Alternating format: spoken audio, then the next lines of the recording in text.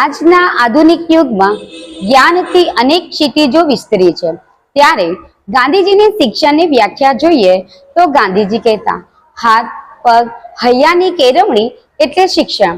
શિક્ષણ એટલે માત્ર પુસ્તકીય જ્ઞાન જ નહીં, બાળકના સર્વાંગી વિકાસ માટે શિક્ષણ હોવું જોઈએ. આજની નવી શિક્ષણ નીતિમાં પણ આ જ બાબત પર ભાર મૂકવામાં આવ્યો છે. બાળકોમાં વિદ્યા, વિનય અને વિકાસ થાય તે હેતુથી જ 1998માં એલબી એજ્યુકેશન ટ્રસ્ટ દ્વારા માતૃભૂમિ વિદ્યાભવનની શરૂઆત થઈ. શરૂઆતમાં નાનકડા બીજ સમાન શાળા આજે વિશાળ વટ વૃક્ષ જેવી બની રહી છે, ઉત્તરોત્તર પ્રગતિના શિખરો સર કરી રહી છે. શાળામાં આજે પણ મહાત્મા ગાંધીની વિચારધારા પ્રમાણે શિક્ષણ કાર્ય થઈ રહ્યું છે. મહાત્મા ગાંધીના વિચારો દરેક સમયમાં પ્રાસંગિક છે. આજે શાળામાં બાળકોના સર્વાંગી વિકાસ પર પૂરતું ધ્યાન અપાય છે. બાળકોમાં વિનય, વિવેક, અનુશાસન અને સ્વયં શિસ્તની શરૂઆત કરી આજના સમય અનુરૂપ આધુનિક શિક્ષણ અપાય છે.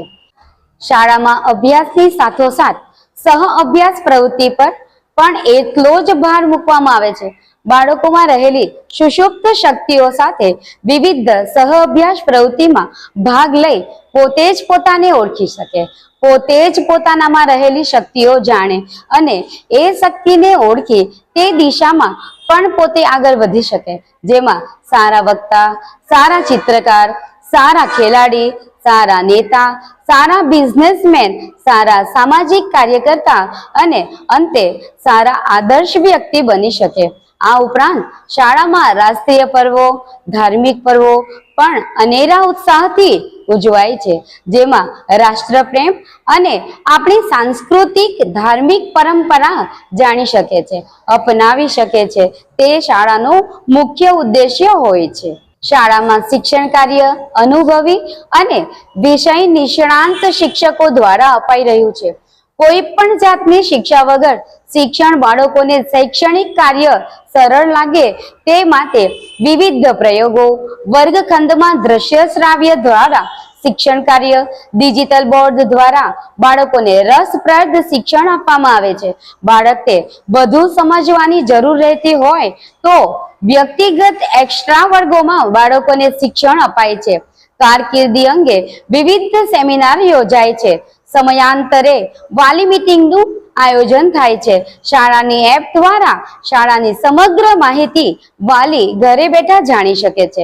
મંથલી ટેસ્ટ, તેનો રિપોર્ટ, શાળામાં ચાલતી વિવિધ પ્રવૃત્તિઓ, બાળકોની નિયમિતતા, અનિયમિતતા વગેરે બધી જ વિગતો વાલીશ્રીને નિયમિત જણાવવામાં આવે છે. ભૌતિક સુવિધાની વાત કરીએ તો શાળાના બધા જ વર્ગો સંપૂર્ણ એસી દ્વારા વાતાનુકૂલિત છે. પીવાના પાણી માટે યુવી પ્લાન્ટ છે.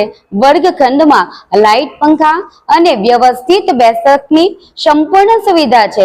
પ્રોજેક્ટર દ્વારા દ્રશ્ય શ્રાવ્યના માધ્યમથી શિક્ષણ કાર્ય વધુ રસપ્રદ અને સરળ બનાવવામાં આવે છે. ધોરણ 10 તથા ધોરણ 12ના બોર્ડના બાળકો છેલ્લા 5 વર્ષથી ખૂબ જ સારું પરિણામ લાવી રહ્યા છે. ગત વર્ષ 2023-24માં ધોરણ 10 તથા ધોરણ 12 સાયન્સ કોમર્સમાં 58 વિદ્યાર્થીઓ A1 અને A2 ગ્રેડ પ્રાપ્ત કર્યા છે. શાળા માટે અને સમગ્ર શાળા પરિવાર બાળકોના શ્રેષ્ઠ પરિણામ માટે ગર્વ અનુભવે છે. નબળા બાળકો માટે સતત પ્રયત્ન તથા સતત પુનરાવર્તન દ્વારા સરળતાથી સમજ આપવા તત્પરતા રખાય છે.